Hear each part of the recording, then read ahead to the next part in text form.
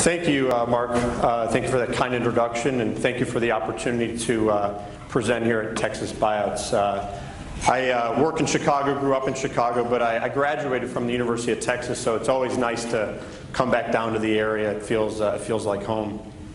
You know, in thinking about what to present here today, I decided to go in a bit of an unconventional direction. My story has a few more downs than ups, some gut-wrenching moments of truth and some tough breaks along the way. So what I've chosen to talk about today is when everything isn't up and to the right.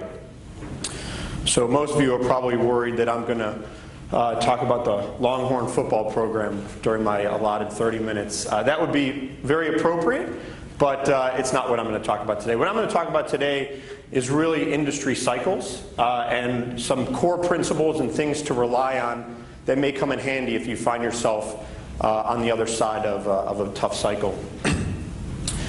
But before I jump into that, let me spend just a couple minutes on GTCR and our approach and a little bit on the environment. I think it will serve as a good context for the rest of my presentation. So GTCR, as many of you know, we're one of the oldest private equity firms in the country. We got started back in 1980. Our first fund was a $60 million fund, which was the largest private equity pool of capital ever raised. I was probably wouldn't get you invited to Texas Buyouts today, but back then it was a pretty big deal. The 8 partners and 80 total investment professionals are now managing a little over $11 billion of capital. We've invested over our history in 200 plus companies, and by my count, we've invested across 9 distinct economic cycles. We've had some pretty good success. Our cumulative gross returns have been in the mid-30s. Our cumulative net returns have been in the mid-20s. But we've also learned some valuable lessons in the tougher times as well, and that's something I'm going to speak about today. We just raised our 11th fund, so roughly a $4 billion vehicle, and that was done in January earlier this year. But really what underpins everything we do is the leader strategy approach, our approach to investing and our approach to this business. So what is the leader strategy? You know, most firms of our size think of themselves as deal shops.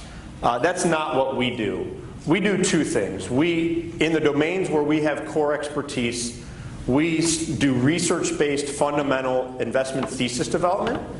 And then where we come up with an interesting thesis, we spend a tremendous amount of resources on executive recruiting. We're trying to find and partner with world-class leaders to pursue these theses with us.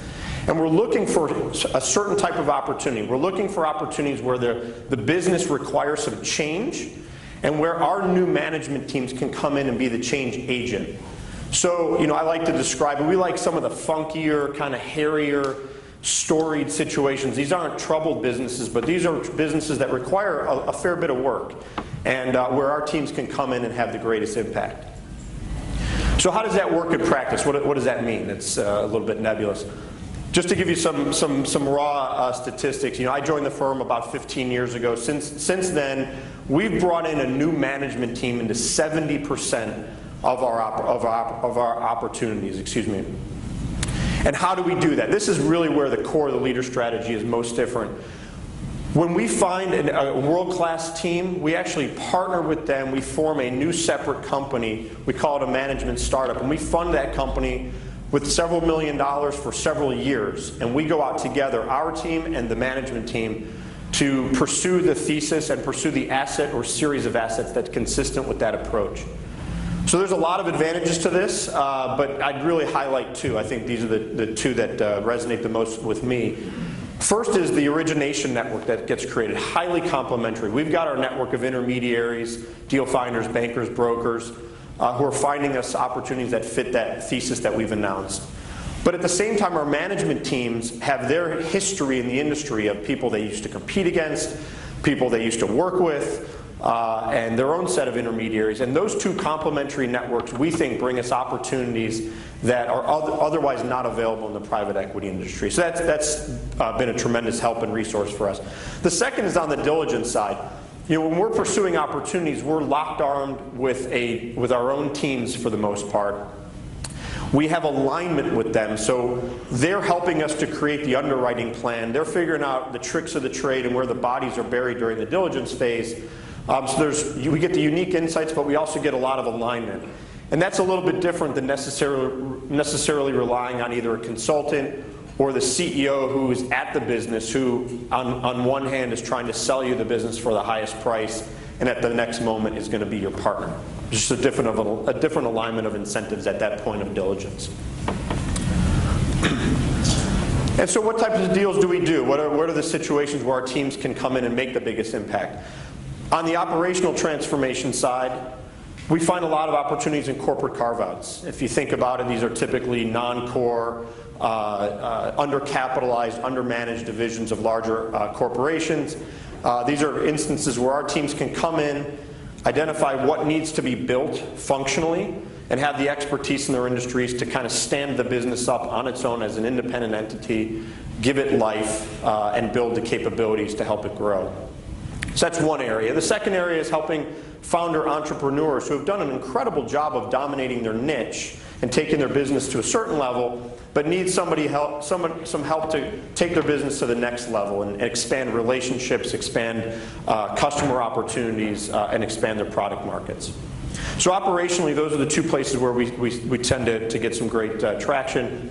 And then the other transformation is through acquisition. Most of our companies go on to do at least one or typically a couple of acquisitions. And this is where our businesses are helped by expanding reach, be it either product or geographic or customer reach. But these acquisitions also typically come with meaningful cost synergies, and we're able to do them at accretive multiples. So ultimately what we're trying to do is use our teams to put ourselves in a position to become a strategic acquirer, not necessarily a financial acquirer. And so just to give you some statistics on what that means and kind of how that translates into real life, what does becoming a strategic mean in our parlance? Just some statistics here you can see on GTCR. If you look at just this year alone, 2014, we've acquired about $2.3 billion worth of assets using about $900 million of our equity to facilitate those transactions. But then our companies have gone on to do $1.7 billion of acquisitions, of add-on acquisitions, tuck-ins, utilizing only $13 million of GTCR equity. And these deals have come at pretty attractive multiples relative to the platform. So this combination of getting synergies, buying at accretive multiples, and levering and utilizing the balance sheets of our platform companies has been a core component to driving value for our limited partners now for over 30 years. So that's probably enough about GTCR. I apologize for going a bit long there. Let me take a pause and talk a little bit about the current environment, because I think this sets up well for the rest of the story. So the current environment, I know this is day two. You've probably heard a lot of economic and market forecasts. My view and my question really to you is, does it feel like normal market forces are at work today? It doesn't feel like that to me. If you look at the high-level data and what we feel in the economy, here's a graph of GDP over the last 15 years. And other than the small blip in 2009, generally it looks like a pretty good story. The trend is up and to the right. But if you dig a little bit deeper into the data, what's driving that? So if you look at the red line, this is the Fed asset purchases over the last 7 or 8 years. And as you can see, the impact from quantitative easing has been significant.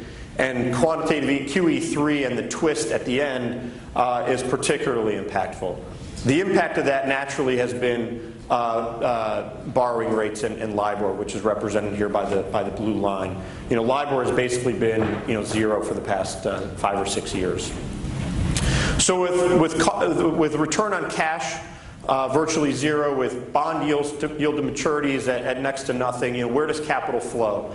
Capital flows to the equity markets, no surprise. And what we've got here is a look at the S&P returns, a really stark trend line from 2009 to today. So you've got stock as a strong currency, you've got borrowing costs and cost of capital and interest rates incredibly low. So it's not a surprise that the M&A market is robust. You know, everything's basically accretive if you're a corporate. You know, it's funny, most investment bankers don't even do accretion dilution analyses anymore in the presentations to us because everything's accretive. It's obvious. It doesn't cost anything to finance these acquisitions. So that's the natural conclusion. And what else is driving this? You know, back in 2009, corporate boards and CFOs started accumulating cash because of the uncertainty in the environment, which was a prudent thing to do at the time. But now activism has really taken hold, and activists are pressuring boards to do something with that capital which isn't yielding anything anymore. And unfortunately, or fortunately, depending on your point of view, boards really have to listen. So you can just look at the most recent, you know, headlines with CompuWare and BMC and you know, PayPal and eBay, and a lot of the pressure that are that's occurring from activists to see this activity really making an impact on the M&A environment. So that's what's going on in the corporate world. Cash has been accumulating. There's a requirement to deploy that capital. You know, the same is going on in the private equity industry as well. You know, dry powder. This is the capital, the uncommitted capital that we have on our balance sheets effectively. You know, it's funny, pension plans, endowments, they don't really have much of a choice. Their equity and their bond portfolios are fully allocated and not yielding enough. They have a requirement to fund their benefit obligations. They have to go somewhere for yield. And that's caused them to increase their allocations to alternative assets and PEs included in that. We were in the market with GTCR Fund 10 back in 2010. I will tell you that most LPs we talked to really wanted to punish some of the bad actors of 2007, 2008. In fact, some of them really were relishing in the opportunity to not re-up and to rotate back to their core. But unfortunately, they don't really have much of a choice. And so what you can see here is dry powder has gotten back up to 2007 levels. So you've got cash on corporate balance sheets high. You've got cash on private equity balance sheets effectively high. You've got money in CLOs and floating rate debt obligation funds high. So not a surprise, I'm sure you've seen this chart a million times, that leverage lending levels are back up, you know, close to, if not exceeding, 2007 levels. And with that dynamic and low interest rates, it stands to reason that purchase prices have been driven up as well.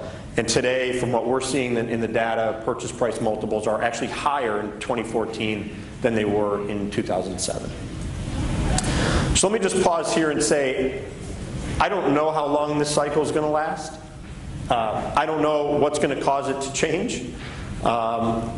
Economists will debate that between now and when it actually occurs. What I do know is that private equity and the underlying underlying industries that we invest in are cyclical. And I know that, you know, someone in this room will likely buy an asset or make an investment at the top of the market. And you shouldn't feel bad, because we did too.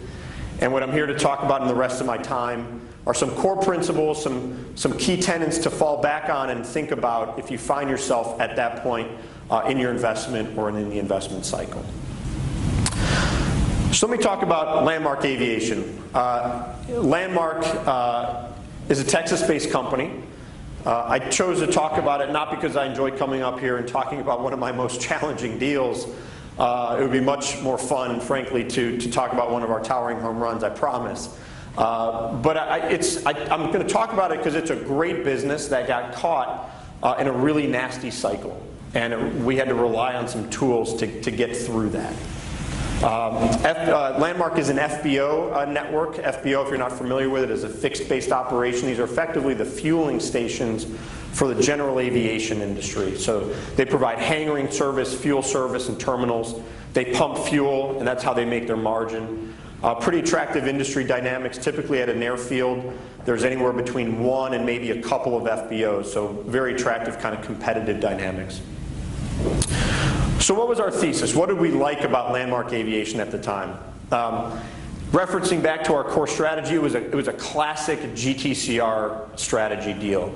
We were bringing in a new management team, a CEO, a gentleman named Dan Bucaro, who had built up with his team a company called Trajan and sold that business successfully earlier in the industry, earlier in the decade.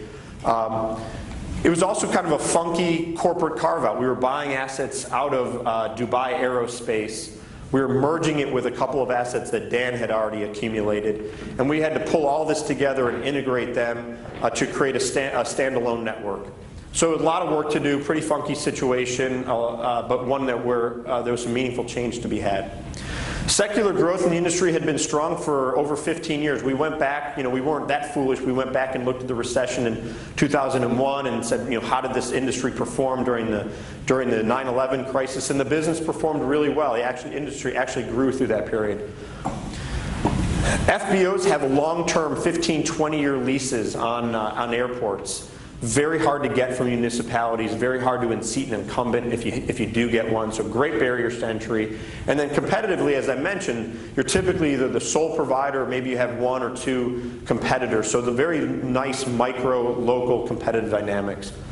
A lot of operating leverage. These are fixed cost infrastructures. You're basically paying for hangars and people, but then as you're pumping fuel and making margin on fuel, all that contribution margin is dropping to the bottom line as volumes grow. So a lot of operating leverage, and there was a lot of M&A to do as well. It's one of our core competencies, but our management team had been acquirers in this industry for a decade and were very, very accomplished as well. So it's set up incredibly nicely for us. We were super excited to put this into the portfolio. So here's what the equity markets looked like in the years running up to our investment. The trend looks pretty similar to the last 5 or 6 years here. And take a guess when we made our investment in Landmark. Exactly. Painful, tough time, not much fun. So what happened? I think most of you know some of this story. Subprime crisis and excessive leverage led to mortgage company failure, lending failure, took down home builders, took down markets, broader economic slowdown. No surprise, got caught in the tough part of this economic cycle. So that was part of it.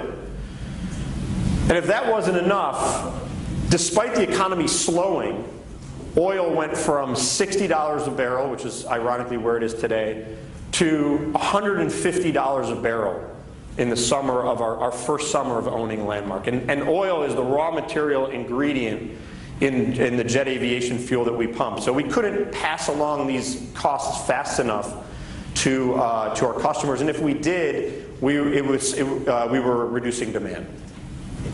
And then, just to top it all off, our friends from the big three automakers flew their Gulfstreams down to Washington to ask for bailout money. And this particularly impacted the aviation industry and the FBO industry in particular. So we were feeling like Macaulay Culkin in Home Alone. What are we going to do, right? We've got an investment now for 6 months. The following 3 things have happened. Where do we turn? What do we do? And this is where I will talk about some core tenets, some key principles that we relied on, which may come in handy for you or your portfolio companies or your underlying GPs if you find yourself in this position. So core principles. I'll start with core principle number 1, which is you've got to be honest about where you are, what you've got, and the situation. If you don't recognize this photo, it's from the film classic 12 Angry Men. I can assure you my investment committee looked far worse than these gentlemen in this picture when we came in to give them an update on what was going on in Landmark Aviation. Incredibly painful process. I promise you, going in and sacrificing yourself in front of your long-term partners is not a fun exercise. It really sucks. But it's a critical part of the recovery process. You are going to need the support of your partners as you develop and execute the plan going forward when you find yourself in this position. More importantly, they need to feel that you're objective and have clarity to make good decisions if you have a tough investment on your hands. So going in, being honest with your investors, being honest with your partners, being honest with yourself is a critical part and core principle number 1 when you find yourself on the other side of one of these cycles. Principle number 2, you've got to get the data. You are going to be operating and making decisions in an incredibly volatile environment with a lot of uncertainty. You want to be in a position for your decision making to be fact-based and not based on gut feel or conventional wisdom. You know, in the case of Landmark, we were about a third of the way through a very expensive rollout of an MIS system that was going to provide real-time information at all of our locations so we could make margin and pricing and customer decisions. The natural inclination would have been to cut that spending, retrench, hoard our capital, and try to fight to live another day. That would have been the exact wrong decision in Landmark's case. You have to, in our case, we had to continue that investment and make sure that we could get our hands around all the data to make and set our plan going forward. So we continued the rollout and very quickly got to 100% penetration of this critical system for us. So with those two principles in mind, I think now comes the hard part. It's underwriting the thesis, re-underwriting the thesis. And there's several components to this. I would start with where I start with our regular investments, which is management talent. There's a big difference between a wartime president and a peacetime president. And you need to figure out, if you're in this position, what you've got. Most of the executives are very successful building their businesses, knowing how to operate in a rising environment. But figuring out if you've got an individual or a team of individuals who can make the tough decisions around capital allocation, people, sometimes having to shrink before you grow, and not being paralyzed by the situation. And this is the core evaluation that should be done on your management teams. You know, going back and figuring out and re-underwriting and spending the time to see if you've got the same point of view on the secular demand drivers, competitive position, barriers to entry in the industry, all those you've got to take the time to do. And again, go back to principle one, be honest about the situation. In Landmark's case, nothing had fundamentally changed about the attractiveness of the industry, the competitive position of where our assets stood on the airfields, or whether or not it was easier for somebody to come into the industry. We found those continue to be true, which allowed us to then move to step 5, which was to decide, do we have the opportunity to change the strategic position of this business within this industry? And we concluded that we did. We concluded that there was an opportunity to take advantage of the situation given what was going on around us. Which leads me to step and principle number 4. If you've gone through and re-underwritten your thesis, if you've gone through and been honest with yourself, and you've got the data to back it up, use capital as a weapon. So what do I mean by this? What does capital as a weapon mean? You want to be the first one out of restructuring, not the last one. Being the first one out of restructuring allows you to use your position and your capital to make change in your business, to buy assets at attractive and depressed prices, and to make moves when the rest of your competitors are paralyzed. You know, in our case, we went to our lenders about 9 months before we were going to breach our first covenant and proposed and entered into restructuring talks. I'll never forget a very infamous night, you know, in this transaction. It was a Sunday night. We had a call with our primary lender up in New York.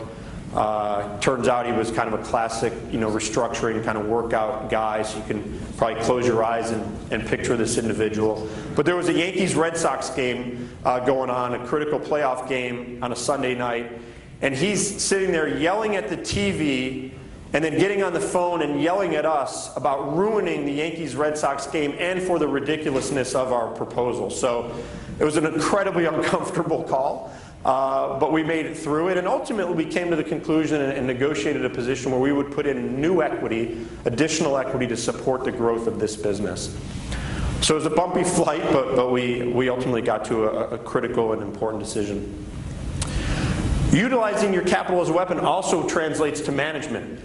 Everybody knows when you're in that situation that your common equity is smoked.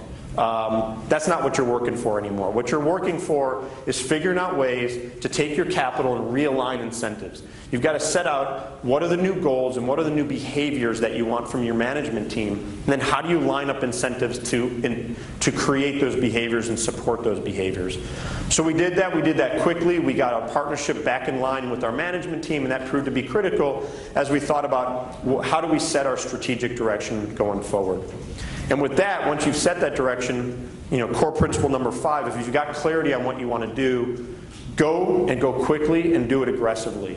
As I mentioned earlier, in Landmark's case, we thought there was an opportunity to really transform this network during this period. So we went out and we did twice as many acquisitions over the next 18 months with some fresh capital from our lenders and some fresh capital from us than both of our closest competitors combined. At the same time, we saw that there was a great opportunity to change the profile of our network. So we focused on improving what we looked like and what locations we were in. And we focused on what we call NFL cities. We increased from 6 to 14 the number of locations, either through acquisition or through pursuing new business, to get on the primary and high-profile airports and airfields in the core markets. And this took us from being kind of a third-place tertiary player in the industry to the primary network, or one of the primary networks in the industry. So when it was all said and done, despite industry volumes in that period going down 30 to 40%, utilizing the principles, putting in some fresh capital, we were able to transform our network materially, and our management team was a big part of that. So if you look at some of the data here, we went from 29 locations to 46 locations during the depths of the market. At the airfields that were the biggest and the most prominent, we went from 12 to 24. In the locations where we were the only provider, where we had kind of a local monopoly, we went from 11 to 20. And we did all this during a period by extending the barriers to entry in the industry, by extending our lease durations by several years as well. So, for us, really it was really a tale of two investments. The first 18 to 24 months, not fun. Getting the data every day, a lot of sleepless nights, trying to figure out what direction we go through, confronting the management committee, garnering support for a future direction. Pretty tough period for us. But from there, we made our decisions, we created a plan, we relied on our core principles, and from there we really grew and compounded meaningful equity value from the depths of the market to a place where we made a return on the investment, and really it was just a great save, which it sometimes is all you're going to be able to do. And it's funny, while this wasn't one of our best investments, it's one that we're most proud of, because I think we had some of the greatest impact on its transformation and on the operations. So just to conclude and kind of bring this all together, what we normally do, we partner with world-class management teams. We use those management teams to try to transform businesses and create strategically significant businesses. Sometimes, though, you've got to fall back on some core principles and some key tenets if you find yourself on the other side of a tough cycle. And while Landmark, and this investment in particular, wasn't one of our best, and we didn't go on and win the BCS national championship with it, we did at least become bowl eligible and live to fight another day. So with that, I thank you. I thank you for the time, and if there are any questions, I'm happy to take a couple. Great. Well, thank you very much for your time. Appreciate it.